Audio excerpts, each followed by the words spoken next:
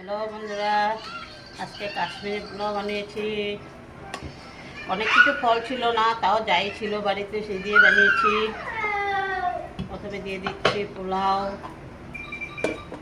কি কি দিয়েছো পোলাওতে? পোলাওতে আম, আনারস, গ্রিন অ্যাপল, কাজু বাদাম, কিশমিশ, কাঠবাদাম,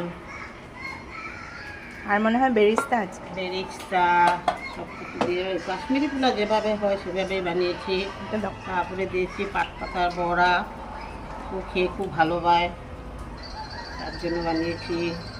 একটু লেবু, সালাড, আর বানিয়েছি ডিম কষা।